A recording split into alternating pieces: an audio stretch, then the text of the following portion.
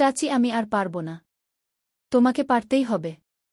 চাচিকে বাড়িতে একা পেয়ে চাচির সাথে যেভাবে কাজ করল গল্পটি সম্পূর্ণ শুনলে আপনাদের মেশিন দিয়ে পানি চলে আসবে। আপনারা হাতের কাজ করতে বাধ্য হবেন, তাই হাতের কাজ করার আগে হাতের কাছে অবশ্যই টিস্যু রাখবেন। আমার নাম অরুণ। আমি রাজস্থানের বাসিন্দা। এই ঘটনাটা কয়েক সপ্তাহ আগের। এটা আমার বন্ধুর জন্মদিনের দিন ঘটেছিল। আমার বন্ধুর নাম রবীন্দ্র। সে আমার সাথে বিশ্ববিদ্যালয়ে পড়ে। কিছুদিন আগেই আমাদের পরীক্ষা শেষ হয়েছিল। তাই আমার নিজের গ্রাম ফিরে যাওয়ার কথা ছিল। কিন্তু রবীন্দ্র আমাকে জানাল যে পরের দিন ওর জন্মদিন। তাই আমাকে রবীন্দ্রের জন্মদিনে থাকতে হল। রবীন্দ্র বলল, আজ তুই কলেজ থেকে সোজা আমার বাড়ি চলে আয়। কাল আমার জন্মদিনে আমার পরিবারের সাথে দেখা করে তারপর চলে যাস। আমি আমার বন্ধু রবীন্দ্রকে না করতে পারলাম না। আমি একটু নরম মনের মানুষ। ওকে নিরাশ করতে পারলাম না। সন্ধ্যা ৬ আমি আমার হোস্টেল থেকে জিনিসপত্র গুছিয়ে নিলাম। তারপর রবীন্দ্রের বাইকে চেপে ওর বাড়ি পৌঁছে গেলাম। রবীন্দ্র ওর বাড়ির বেল বাজাল। তখন একজন সুন্দরী মহিলা দরজা খুললেন। ওনার বয়স সম্ভবত ৩৮ বছর হবে। রবীন্দ্র সঙ্গে সঙ্গে বলল, অরুণ, ইনি আমার চাচি। তারপর ওর চাচিকে বলল, মা, এ হল অরুণ, আমার খুব কাছের বন্ধু। রবীন্দ্রের চাচি বললেন, হ্যাঁ, রবীন্দ্র বলেছিল। এসো অরুণ, ভেতরে এসো। আমি তোমাদের দুজনের জন্য জুস আনছি গু। বন্ধুরা, রবীন্দ্রের চাচির নাম রিনা। আমি পরে জানতে পারলাম যে রবীন্দ্রের বাবা মারা গেছেন। তিনি অনেক বছর আগেই গত হয়েছেন। রিনা চাচির বয়স ছিল ৩৮ বছর। কিন্তু ওনাকে কোনোভাবেই ৩৮ বছরের মনে হচ্ছিল না। রিনা চাচি খুব সুন্দরী আর তরুণী দেখতে ছিলেন। ওনার আকর্ষণ দেখার মতো ছিল। কিছুক্ষণ পর রিনা চাচি জুস নিয়ে এলেন। উনি আমার পাশে বসলেন আর আমার সম্পর্কে প্রশ্ন করতে লাগলেন। যখন রিনা চাচি আমার সাথে কথা বলছিলেন আমার একটু লজ্জা লাগছিল। কারণ আমি স্বভাবগতভাবে একটু লাজুক। রিনা চাচি কথা বলছিলেন, এমন সময় রবীন্দ্র বলে উঠল, মা, আমি বাজার থেকে জিনিস আনতে যাচ্ছি। দোকানদারের ফোন এসেছিল। বাকি জিনিসগুলোও নিয়ে আসব।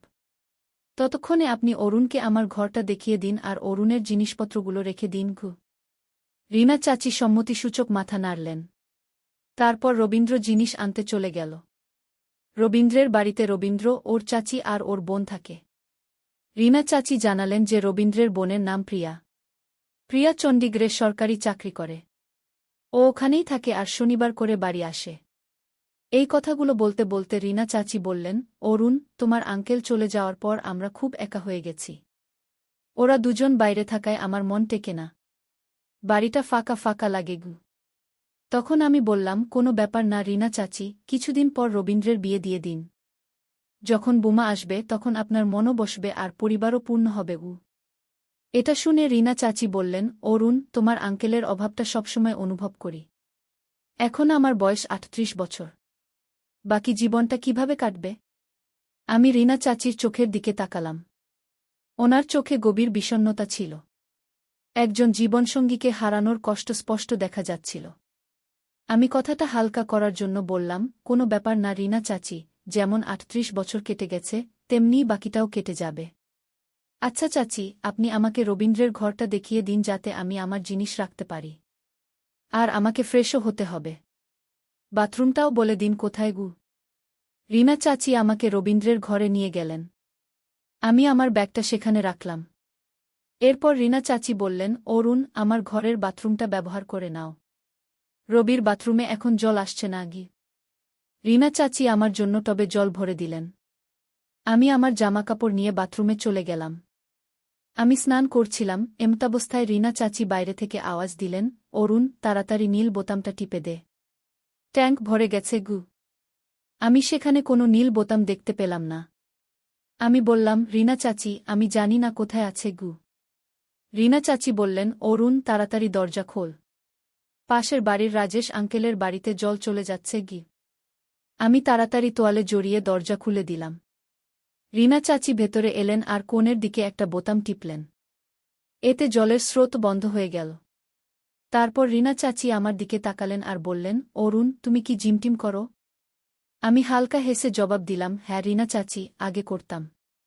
এখন পড়াশোনার জন্য ছেড়ে দিয়েছি গু। রিনা চাচি হাসলেন।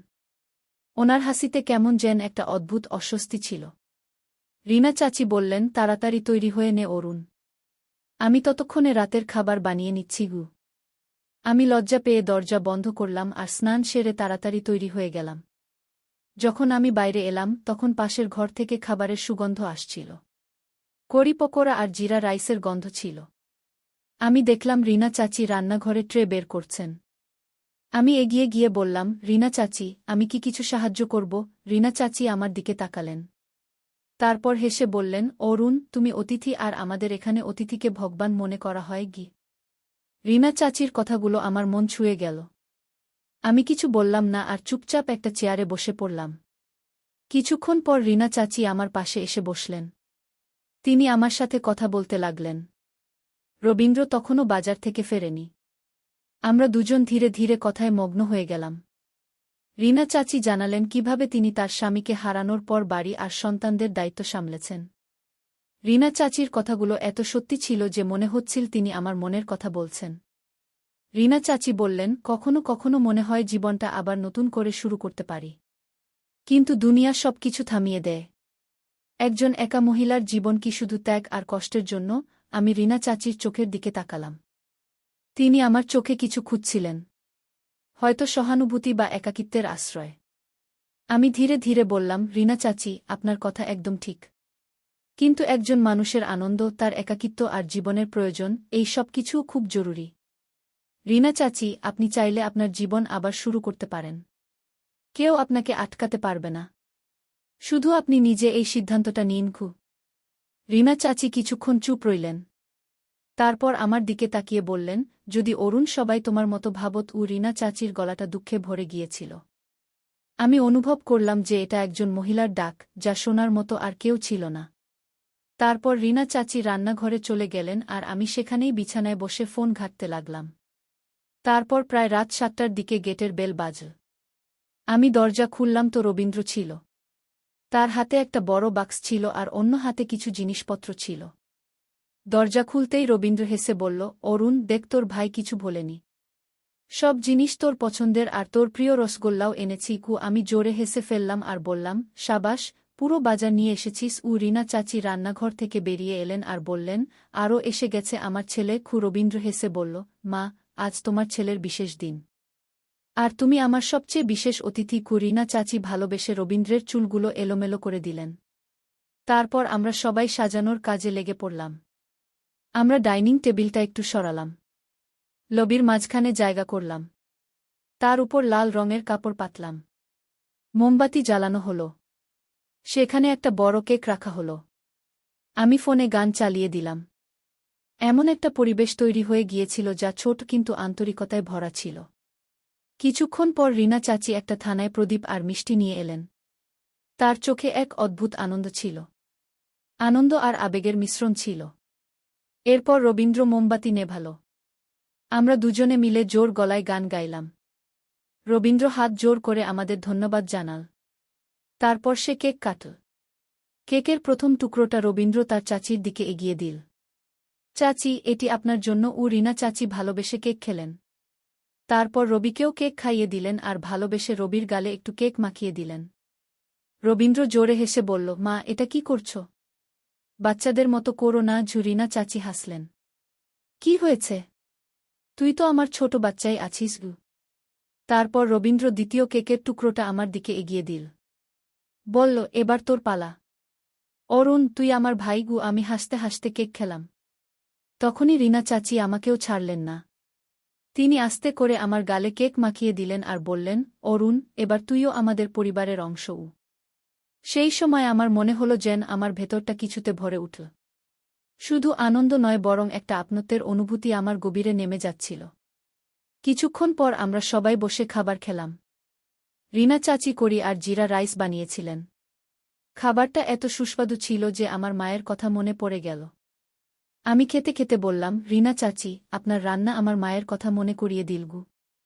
রিনা চাচি হালকা হেসে বললেন, অরুণ, এখন এটাও তোর বাড়ি। যখন ইচ্ছে হবে চলে আসবি।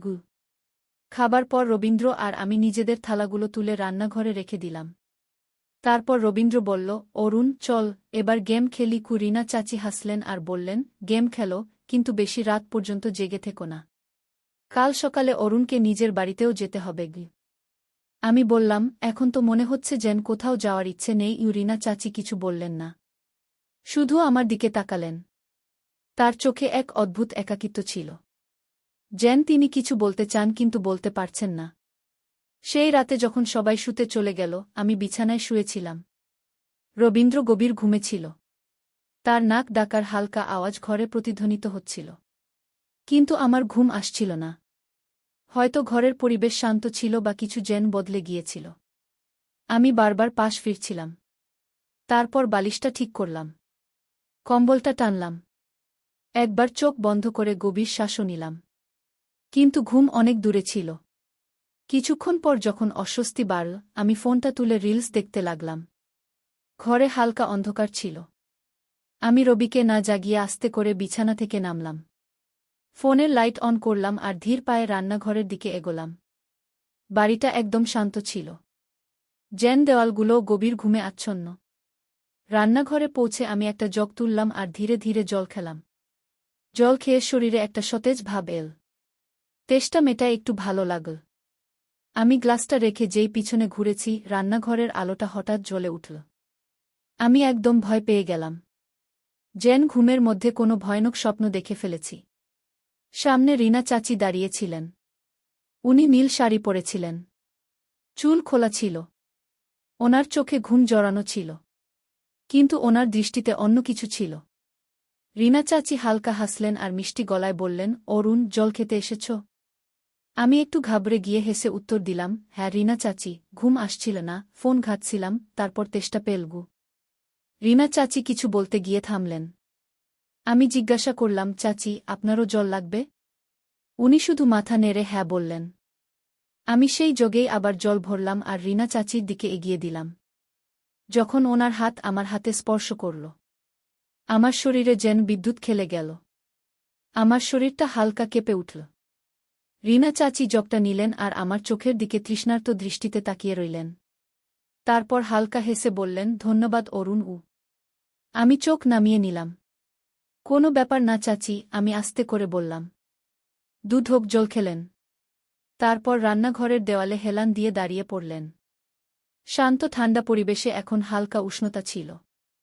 রিনা চাচি ধীরে গলায় বললেন, অরুণ কখনো কখনো এই একলা রাতগুলো খুব লম্বা মনে হয়, তাই না? আমি ওনার চোখের দিকে তাকালাম। ওনার চোখে একাকিত্ব স্পষ্ট দেখা যাচ্ছিল, যেন উনি কিছু বলছেন আবার কিছু লুকাচ্ছেন।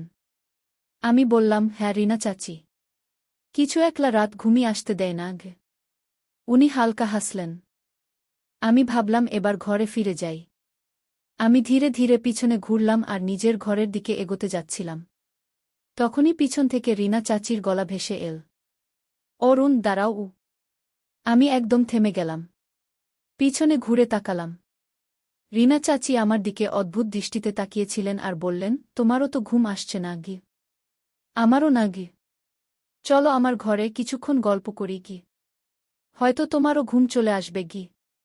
রিনা চাচির গলায় কোনো দ্বিধা ছিল না। আমি হালকা হেসে বললাম, ঠিক আছে চাচি। রিনা চাচি জগটা ফ্রিজে রাখলেন। তারপর রান্নাঘর থেকে বেরিয়ে গেলেন। আমি ওনার পিছনে পিছনে চললাম। রিনা চাচির ঘরটা বাড়ির অন্যদিকে ছিল। ঘরটা পরিষ্কার পরিচ্ছন্ন ছিল। হালকা ক্রিম রঙের দেওয়াল ছিল। জানলা দিয়ে চাঁদের আলো আসছিল, যা ঘরটাকে আরও বিশেষ করে তুলেছিল। রিনা চাচি বিছানার এক কোণে বসলেন আর মিষ্টি হেসে আমার দিকে তাকালেন। বললেন, এসো অরুণ, তুমিও বসো গু। আমি আরামে ওনার পাশে বসলাম।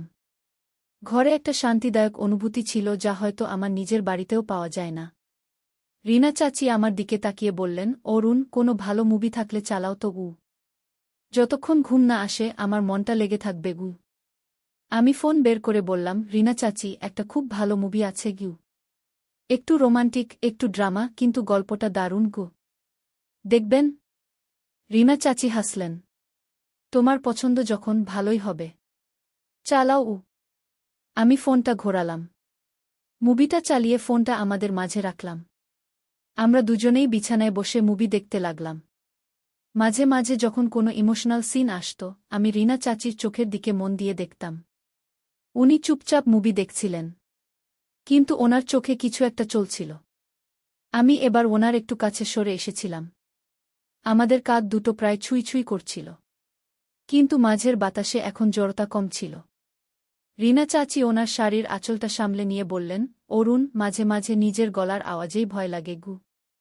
অনেক সময় হয়ে গেল গু, কারো সাথে ভালো করে কথা বলিনি, যেন মনের ভাষাটাই ভুলে গেছি উ। আমি আস্তে করে বললাম, মনের ভাষা কেউ ভুলে না চাচি উ, শুধু শোনার আর বোঝার মতো একজন লোক চাই উ। এটা শুনে রিনা চাচি কিছুক্ষণ চুপ করে গেলেন। ওনার মুখে হালকা হাসি ছিল, হয়তো এই ভেবে যে কেউ ওনার কথা বুঝতে পেরেছে। বাইরে ঠান্ডা হাওয়া বইতে শুরু করেছিল। জানলার একটা কোণ হালকা কাঁপছিল। ঘরে ঠান্ডা হাওয়া ঢুকছিল। রিনা চাচি জানলা বন্ধ করে বললেন, ঠান্ডা খুব বেড়ে গেছে অরুণ গু। উনি পাশে রাখা কম্বলটা তুলে গায়ে জড়িয়ে নিলেন। রিনা চাচি আমার দিকে তাকিয়ে জিজ্ঞেস করলেন, অরুণ, তোমার ঠান্ডা লাগছে না তো? আমি বললাম, না চাচি গু। তখন রিনা চাচি কম্বলটা আমার দিকে বাড়িয়ে দিয়ে বললেন, চুপচাপ নাও, খুব কথা বলো গু। আমরা দুজনেই হেসে ফেললাম। এখন আমরা দুজনেই এক কম্বলের নিচে ছিলাম, কিন্তু আমাদের মধ্যে একটা বোঝাপড়ার দূরত্ব ছিল। রিনা চাচির গলার স্বর হালকা হয়ে গিয়েছিল। মাঝে মাঝে মনে হয় যেন আমি নিজের থেকে পালাচ্ছি গু। তোমাকে দেখে পুরনো স্মৃতিগুলো তাজা হয়ে যায় উ। কাউকে নিজের মতো মনে হয় গি।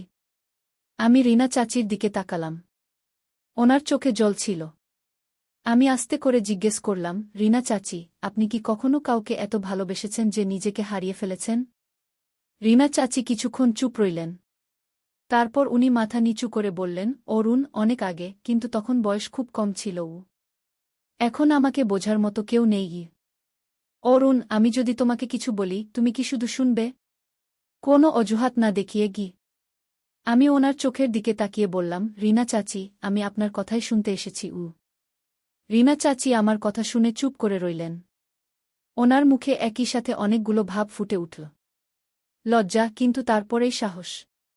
রিনা চাচি একটা লম্বা শ্বাস নিলেন আর বলতে শুরু করলেন, অরুণ, আমার স্বামী রমেশ খুব ভালো মানুষ ছিলেন গু।